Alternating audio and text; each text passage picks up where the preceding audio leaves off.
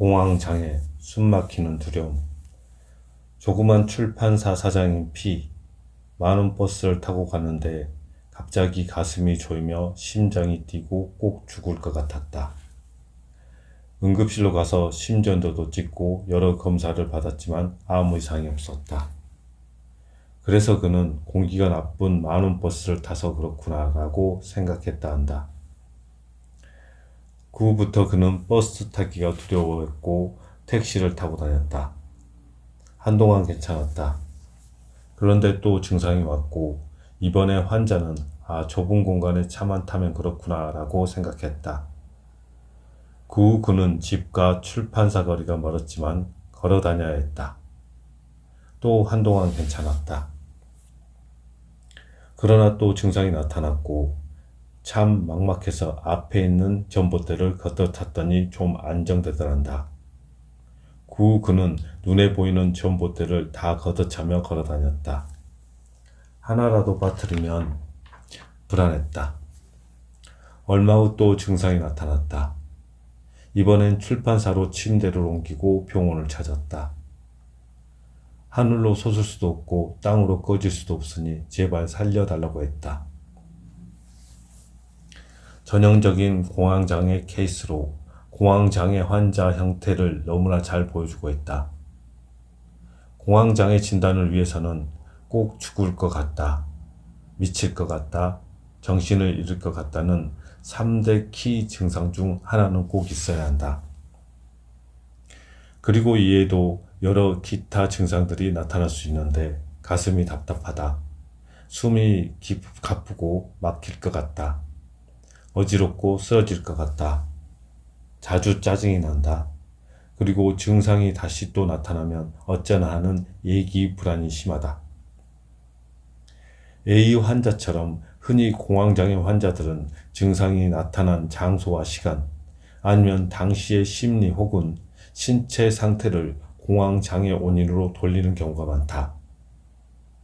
위 환자도 많은 버스 때문에, 택시 때문에, 나쁜 공기 때문에라고 원인을 생각했다.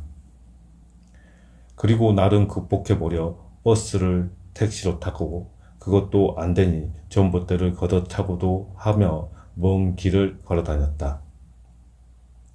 이런 식으로 공황장애 환자들은 혼자 작사, 작곡하여 생각하고 해결 방법을 찾는다.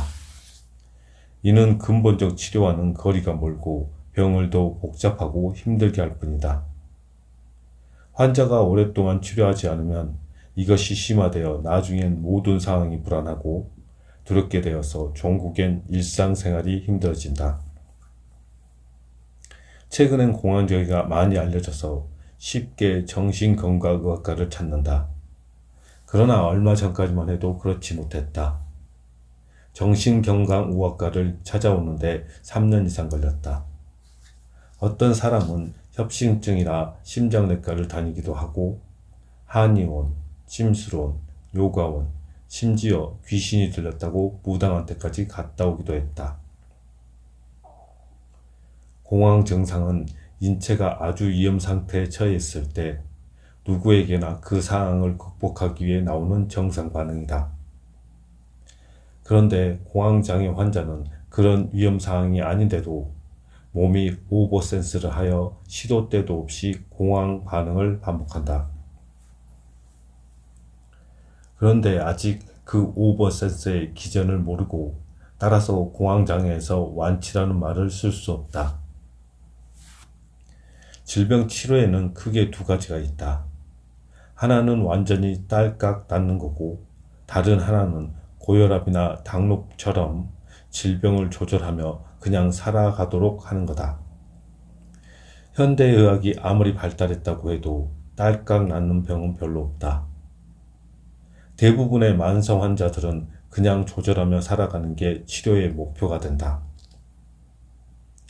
공황장애도 마찬가지다.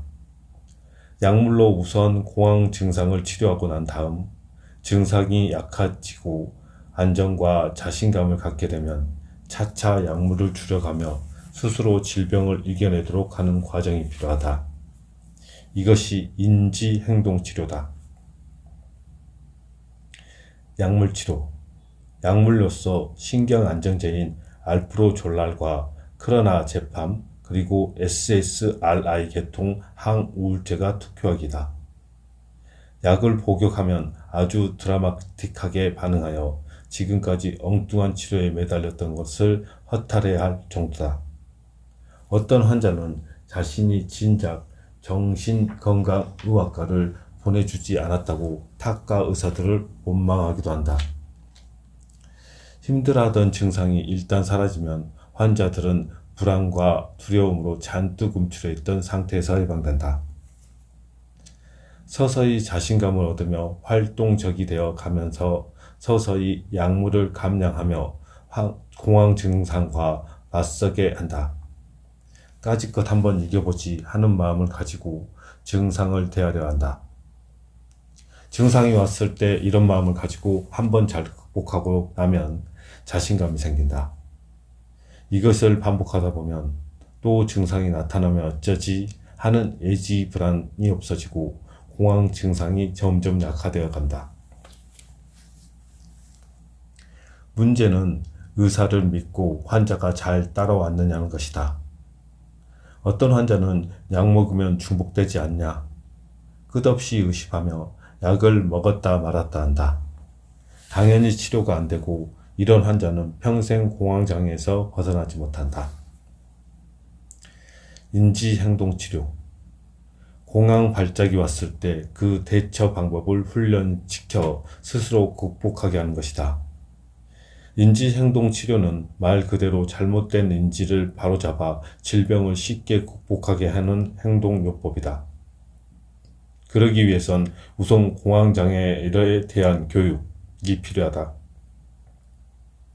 환자가 병에 대해 잘 안다면 자신의 병을 지나친 걱정과 두려움이 사라질 것이다. 다음은 공황 증상이 왔을 때 환자의 생각과 대처 방법을 반복적으로 숙지케하여 생활화시켜 나갈 필요가 있다. 나는 다음 사항을 공황장애 환자들에게 누누이 강조하고 한번 실천해 보게 한다. 첫째, 공황장애는 가슴이 답답하고 조이고 꼭 죽을 것 같지만 절대 안 죽는다. 둘째, 증상은 20에서 30분 이상 지속되지 않고 저절로 사라진다. 공황 상태는 교감신경이 극도로 흥분된 상태고 이런 상태가 오래 지속된다면 신체는 탈진되어 버틸 수가 없다. 그래서 우리 신체는 교감신경이 지나치게 흥분하여 지속되면 그 기량작용이 있는 부교감신경을 발동하여 지나친 흥분을 가라앉힌다. 부교감신경이 발동되는 시간이 최대 20분에서 30분이다. 그리고 공황장애에서 사용하는 약물도 알고 보면 부교감신경을 활성화시키는 제제들이다. 셋째, 공황 증상은 우리 몸의 위험 상황에 처할 때 대처하기 위한 정상적인 좋은 반응이다. 당연히 그렇기 때문에 지나치게 걱정할 필요도 없고 위험하지도 않다. 단지 자신의 몸이 위험하지도 않은 상태인데 쓸모없이 오버센스하고 있다고 생각하라. 나는 오늘도 공황장애 환자들에게 누누이 강조한다.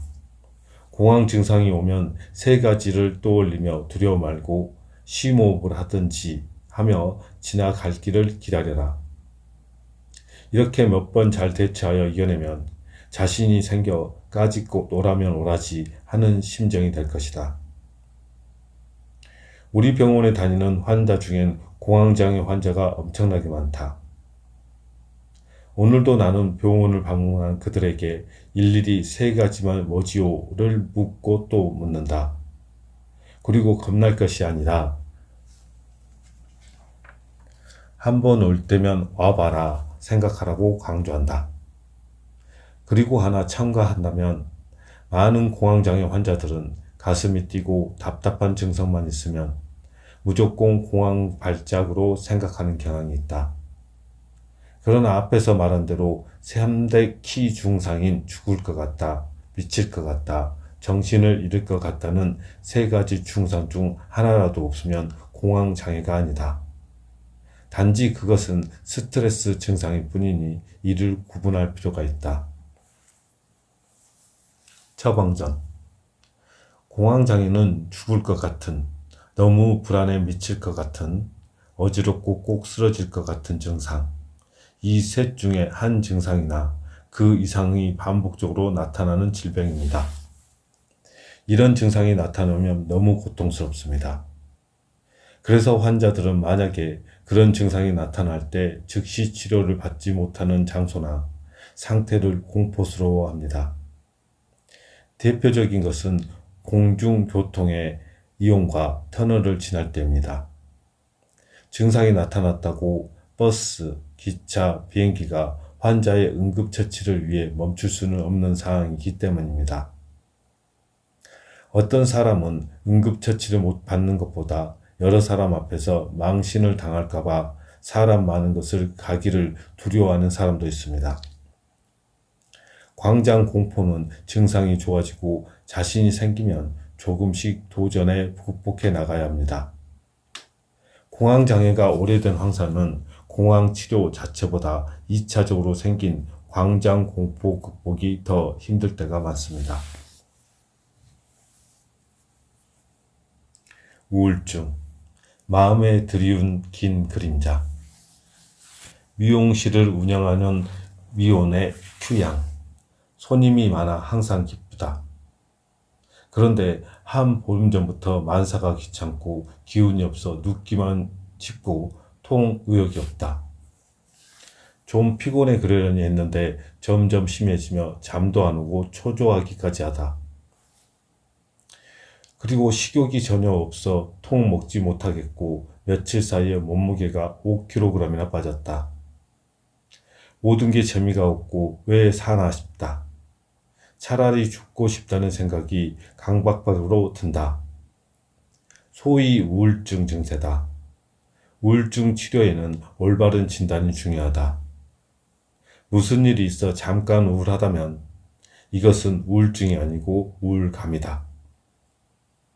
이는 어떤 상실에 대한 인간의 보편적 감정 반응일 뿐이다. 적어도 우울증의 진단을 붙이려면 생활에 지장을 줄 정도로 아주 심각한 우울감이 보름 이상 지속되어야 하고 불면증, 식욕부진, 피곤감 및 자살사고 등 우울증에서 나타나는 특징 증상들이 동반되어야 한다. 우울증 진단. 다음 증상 중 1, 2를 포함한 3가지 이상이 동일한 2주일 동안 나타났고 예전과 기능 차이를 나타낸다면 우울증으로 진단 가능하다. 1. 거의 하루 종일 우울증을 보임. 주관적인 설명이나 타인에 의한 관찰에 의해 거의 매일 종일 우울한 기분을 보임. 2. 주관적 설명 또는 타인에 의한 관찰로 거의 매일 하루 대부분의 활동에서 흥미가 현저하게 감소됨을 나타남. 3. 식이 조절을 하지 않는데도 불구하고 체중 감소 또는 증가가 나타남 또는 거의 매일 식욕의 감소 또는 증가가 보임. 4. 거의 매일 불면 또는 과수면. 5. 거의 매일 정신운동에 초조 또는 지체. 6. 거의 매일 피로 또는 에너지 상실. 7. 거의 매일 단순한 자기 비난이나 아픔에 대한 죄책감이 아닌 무가치감 또는 과도하게 부적절한 죄책감이 보임. 8. 거의 매일 사고와 집중력의 감소, 결정 곤란을 보임. 9. 죽음에 대한 반복적 생각, 구체적 계획 없이 반복적인 자살 사고 또는 시도나 자살을 자행하려는 구체적 계획. 우울증은 누구한테도 올 수 있고 방치하면 자살률이 40%에 이르는 무서운 병이다. 그러나 재발이 자주 되어 문제지만 전문의 지시에 따라 진료를 제대로 받는다면 대부분 아주 잘 낫는 병이다. 여러 번 유명 배우의 자살로 온 나라가 우울증 때문에 난리를 치르곤 했다. 참 불행한 일이다. 필자도 우울증 환자를 치료하다 몇 번 환자를 자살하는 아픈 경험을 했다. 목을 메어 자살한 애떼고 예쁘단 아가씨. 농양 취급을 하며 자살감을 호소해 보호자 면담을 급히 요청했으나 집에 가자마자 자살한 환자. 고층 아파트에서 투신한 신부전증을 동반하여 우울증을 앓던 환자 등등. 지금 생각해도 다 너무 아픈 기억들이다. 우울증 환자를 대할 때 제일 중요한 것은 자살을 염두에 둔 치료와 간호다. 심한 우울증 환자는 혼자 있게 하거나 혼자 여행을 하게 하는 것은 좋지 않다. 자살 사고가 강박적으로 들며 우울증이 심하다면 일단 입원시켜 치료를 하는 것이 원칙이다. 자살감은 순간적으로 참을 수 없어 몰려오며 아차하는 사이에 충동적으로 행동에 옮긴다. 그러나 우울증을 너무 두려워할 필요는 없다. 자살에 대한 부분만 충분히 고려하면 근본적으로 치료가 잘 되는 병이며 자살 충동도 질병이 호전되면 사라진다. 나는 우울증 환자들에게 농으로 자살하려면 한 보름 있다가 하시죠 한다. 그때는 죽으라고 등을 떠밀어둬도 죽지 않을 것이다. 그만큼 증상들의 치료가 빠르고 잘 된다는 얘기다. 우울증은 간단히 말하면 감정 조절 호르몬인 세로토닌 부족 때문으로 온다. 그런데 많은 사람이 자신이 생활을 잘못하거나 무슨 힘든 일이 있어서 우울증이 온다고 생각하는 경우가 많다. 어떤 독실한 기독교 신자분은 자신이 신자인데 우울증에 걸린다면서 부끄러워하기도 한다. 절대 그렇게 생각할 필요가 없다. 그냥 맹장에 염증이 오면 아프듯 감정 조절 호르몬 부족으로 오는 신체적인 것으로 생각하면 된다. 그 호르몬 부족은 아직 왜 오는지 밝혀지지 않아 근원적 접근이 안 된다. 그래서 우울 증상 치료는 잘 되지만 번번이 재발이 문제다. 그러나 어쨌든 우울증 증상은 항우울제를 투여하면 대부분 반응이 빠르고 좋아 치료가 아주 잘 된다. 오늘 자신이 우울증이라며 아주 두려움이 나타나며 우리 병원을 처음 방문한 사람이 있었다. 우울증 때문에 왔습니다. 어떤데 우울증이라고 생각하시는데요? 머리가 아프고 잠이 안 오고 우울하십니까? 별로요. 이런 질문과 대답이 오가면 참 맥이 빠진다. 이게 왜 우울증인가? 우울증은 한마디로 우울해야 한다. 매스컴의 잘못된 진단이 오염된 환자, 질병에 관련된 보도는 좋은 점이 있지만 나쁜 점도 많다. 무슨 일만 있으면 앞다투어 경쟁하듯 여과 없이 마구 쏟아내는 정보들. 우울증에 대한 매스컴의 보도 태도도 참 문제가 많다. 국민들에게 경각심을 주고 빠른 시일 내 치료를 받을 수 있게 하는 홍보 효과는 좋은 점은 있을 것이다. 그러나 시청률을 의식하여 과대 포장이 되고 자살 보도에 지나치게 중점을 둔 나머지 시청자들을 두렵게 만들고 우울증이라는 진단을 아무데나 갖다 붙여 남용한다. 꼭 스트레스 때문에 우울증이 오는 것이냐 잘못 보도하는 것은 반드시 시정되어야 할 것이다. 처방전. 우울증은 대부분 치료 반응이 좋아 의사 입장에서 치료에 재미난 병입니다. 그런데도 툭 하면 자살 때문에 난립니다. 대부분 의사의 말을 안 따르기 때문입니다.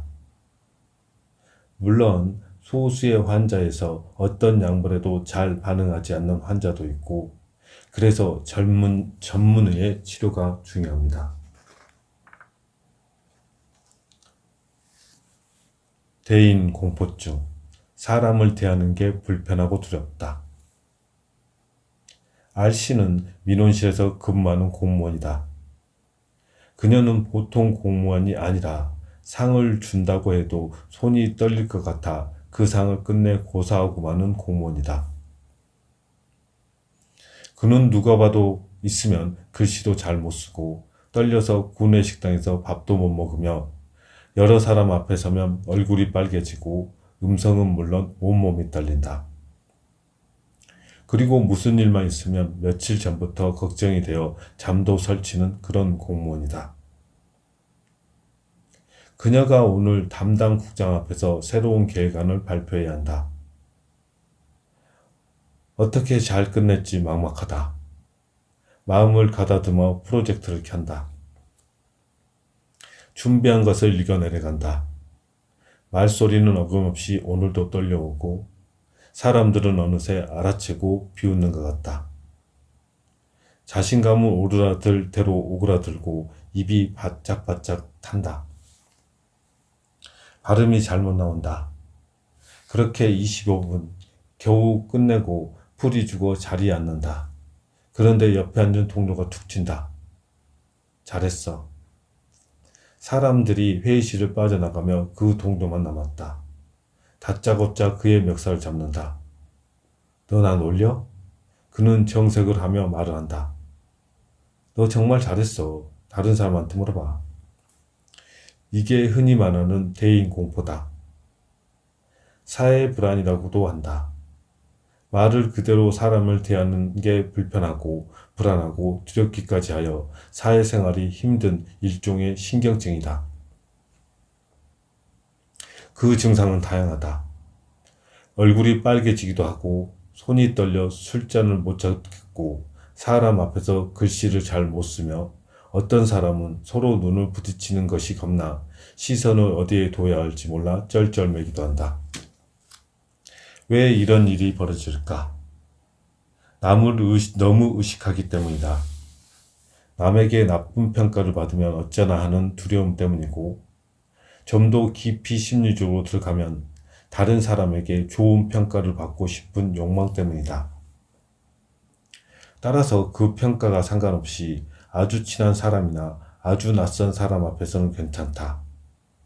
그리고 심한 대인 공포 환자라도 2살 배기 어린애나 생판 모르는 거지 앞에서는 떨리지 않는다. 문제는 적당히 아는 사람, 실수를 하면 안 되는 사람, 즉 자신을 객관적으로 평가할 수 있을 만큼의 거리의 관계에 있는 사람, 소위 어려운 사람들 앞에서의 문제다. 이런 사람들과 성장 과정을 보며 아주 엄하고 칭찬에 인색하고 부모의 기대치가 높은 가정에서 자란 경우가 많다. 이런 환경에서는 자신의 행동에 자신감이 생길 수 없고 열등감이 심하다. 또 이런 경우는 아주 자신만만하던 사람이 어느 날 실수를 한번 하고 자신감을 잃어서 생기는 경우도 있다. 대인 공포증 환자들에게는 크게 3가지의 잘못된 인지의 과정이 있고 이 잘못된 인지 과정을 인지 왜곡이라 한다. 잘못된 인지 왜곡이 대인 공포증을 만든다. 떨리거나 얼굴이 빨개지는 자연현상을 지나치게 열등하게 생각하고 부정적으로 생각하며 그러는 자신을 자꾸 감추려 한다. 여러 사람 앞에 서면 누구나 떨리고 긴장한다. 그런데 그 당연한 것을 자신만 그렇다, 아니면 자신만 특히 그렇다, 병적이다라고 생각하는 경향이 있다.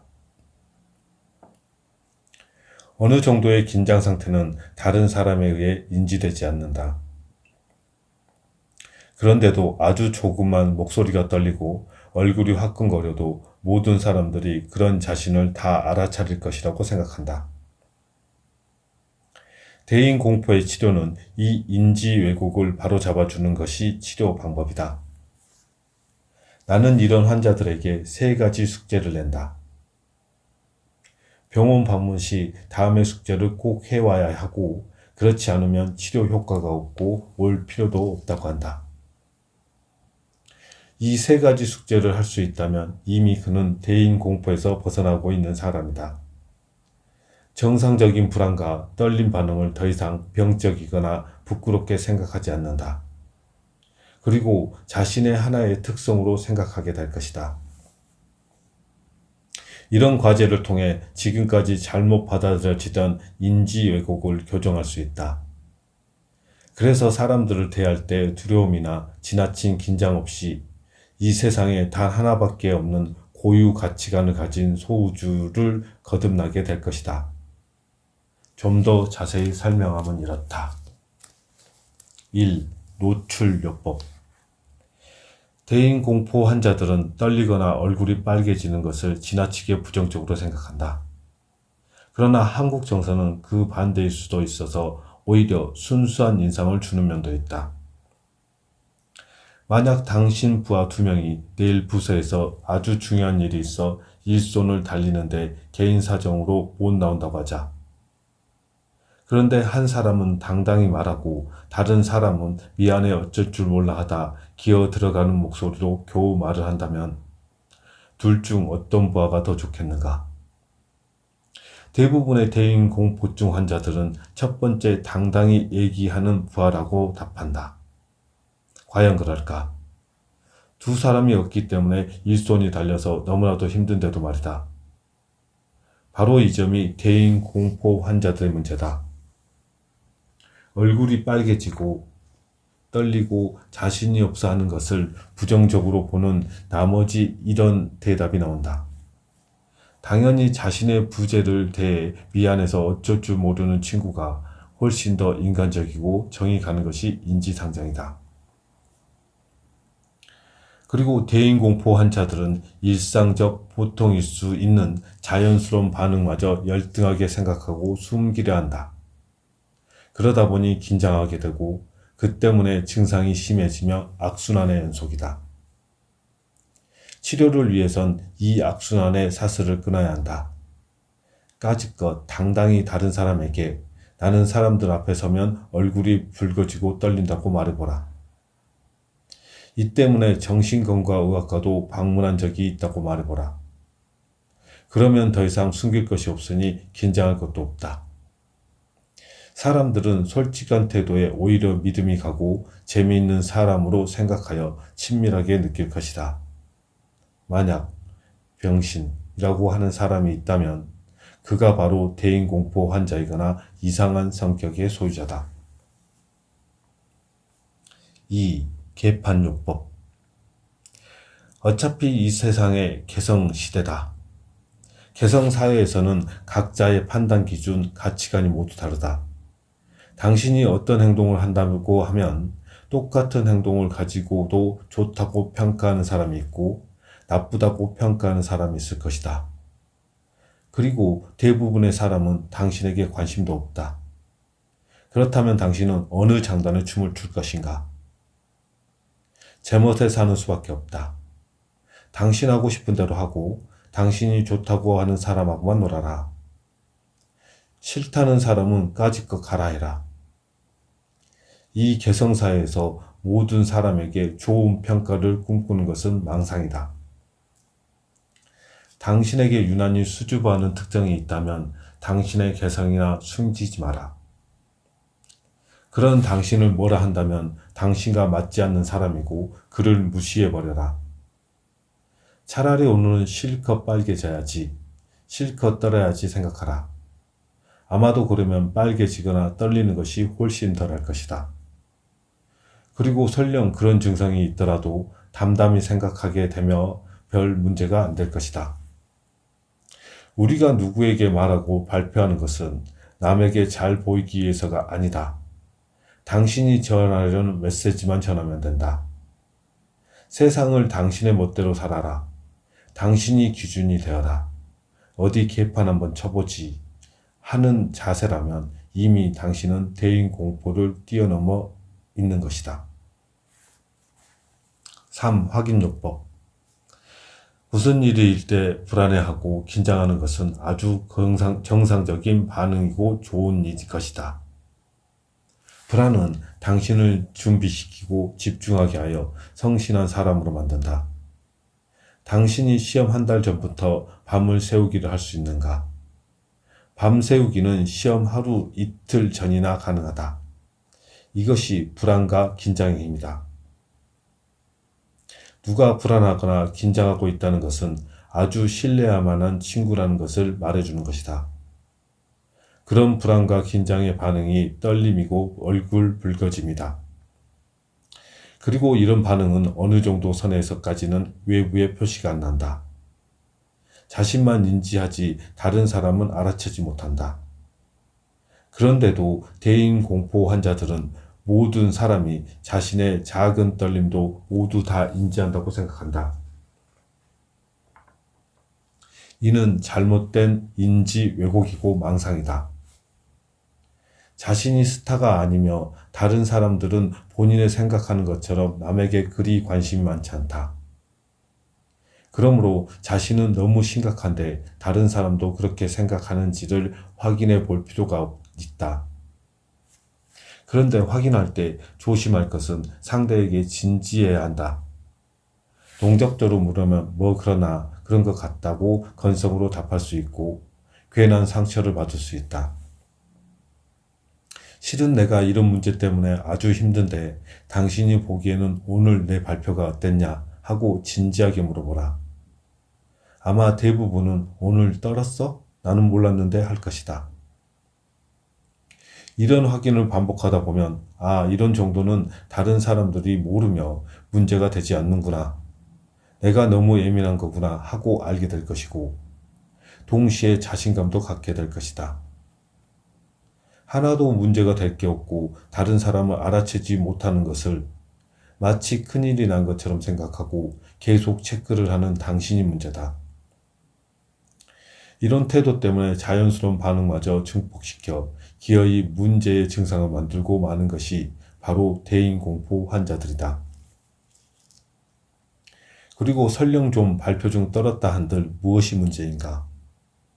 아마도 언젠가 어떤 사람들의 강연을 들으면서 많은 사람 앞에 오랜만에 서니 떨리네요 라는 말을 하는 연사를 보았을 것이다.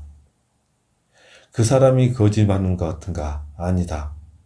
그러면 그 사람이 나쁘게 보이던가 오히려 솔직하고 재미있는 사람이라고 생각했을 것이다. 사람들에게 이런 얘기를 꺼리낌 없이 할 수 있는 배짱의 소유자라면 틀림없이 사소한 떨림 반응에 신경 쓰지 않고 명강의를 했을 것이다. 여러 사람 앞에 서면 누구나 긴장하게 된다. 하지만 강의에 집중하다 보면 어느새 잊어버리고 더 이상 의식하지 않게 되는 것이 보통이다. 대인공포 환자들에게 당신이 떨리고 힘들 때 물어봐를 나는 수주 없이 주문한다. 그러나 많은 환자들은 그것을 실천에 옮기지 못한다. 자신이 인지했듯이 당연히 다른 사람도 그렇게 생각할 것이라고 생각하기 때문이다. 그러나 이것은 A 공무원 환자처럼 인지 왜곡이다. 가끔 환자들에게 자신이 발표한 것을 비디오로 틀어주면 놀란다. 자신이 이렇게 잘했느냐고. 어쩌면 대인공포 환자들은 아주 욕심쟁이다. 그룹 치료에서 발표를 시켜보면 떨린다는 사람이 나보다 더 잘한다. 저렇게 잘하는데 뭐가 문제야? 치료들끼리 하는 얘기다. 처방전. 한 앙케이트 조사입니다. 100명의 여학생들에게 많은 사람 앞에 서면 떨리느냐고 질문을 했습니다. 이 중 90%가 떨린다고 답했습니다.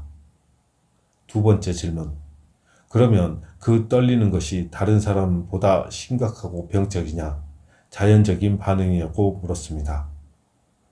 떨린다고 답한 90%의 81%가 누구나 그런 자연스러운 반응이라고 했습니다. 세 번째 질문. 당신은 치료받아야 한다고 생각하는가? 다른 사람보다 특히 자신이 심하고 병적이라고 생각한 사람은 9명은 치료를 받아야 한다고 답했습니다. 즉, 정상적인 반응을 자신만 특이하고 병적이라고 생각하는 사람들이 환자가 된다는 것을 잘 보여주는 조사입니다.